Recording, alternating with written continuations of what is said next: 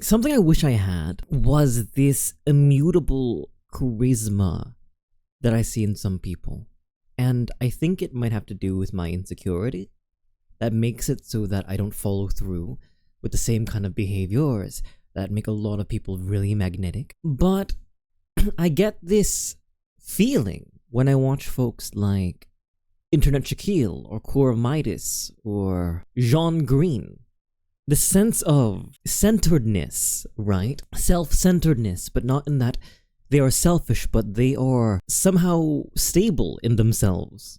That they can communicate in such a way wherein they are just effortlessly cool. And I'm not sure people would describe Midas as non-anxious or John Green as cool.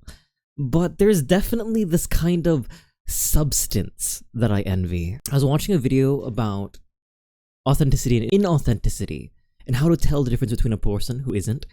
And I found that this person, well, first of all, I didn't very much enjoy the video. I think a lot of it is knee-jerk othering than it is actually a comprehensive guide or an exploration on what makes someone seem authentic or inauthentic. A lot of the things they talked about, which to me was interesting, came off as insecurity. Whenever this person described what inauthenticity was, they'd say, oh, a person who has varying moods from time to time, who some days might feel themselves and be outwards and otherwise be sort of quiet and inwards. Or if they're not confident. This person said, if you're not confident, you're inauthentic. It rubbed me the wrong way, really.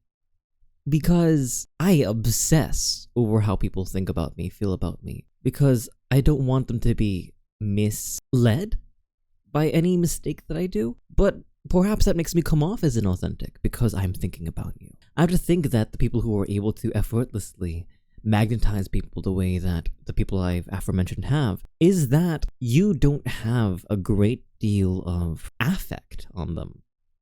Sure, we like knowing that our praise, our compliment meant something to someone. We like feeling as though we occupy some of their headspace, that they are a little obsessed with us. But I think knowing that the other person's a whole person is even more engaging. Having the appearance or veneer of knowing what they're doing. And because I don't know what the front end looks like, I don't know how I look to all of you, I very much rely on what you all say. But from where I am, it looks to me like I don't know what I'm doing. I got into a call a couple of nights ago with two people that I knew, but everyone else was kind of foreign to me. I was not familiar with them. And I found it really, really hard to contribute. I find it hard to impose or take up space. And I think that made me particularly awkward. I'm not sure if anyone would check me out afterwards if my performance there measured up to how I broke the illusion of how I am with videos like this. And it reminds me of the most magnetic person I've ever met.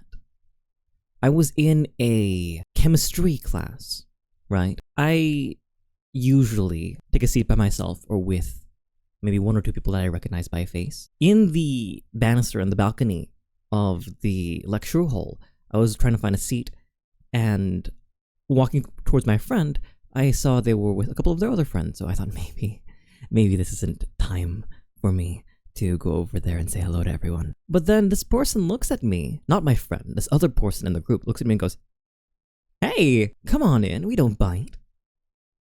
And the smile that they gave was so casual. It was so incredibly...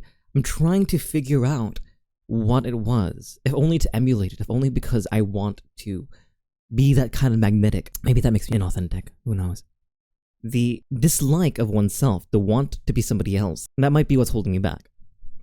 But I think what comes to mind when I think about the way this person pulled me into the group, introduced me to everyone else, and we all sort of chit-chatted in the back of the lecture hall, what comes to mind most of all is effortlessness.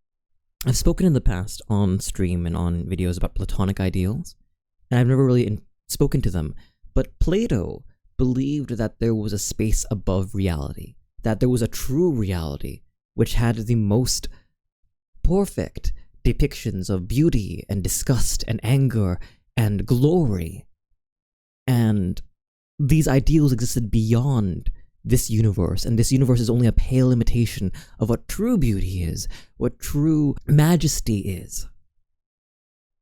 And I've really taken that to heart after an intro to philosophy class. I've really taken to heart Plato and that idea of an idealized world, and I speak to them as though they are ideals that are in of existing, unreachable, likeness to that far away, far-flung feeling, idea, thought. That's what I mean when I say a Platonic ideal. And I think this person, when I met them, represented this ideal of there being something, effortlessness, centeredness.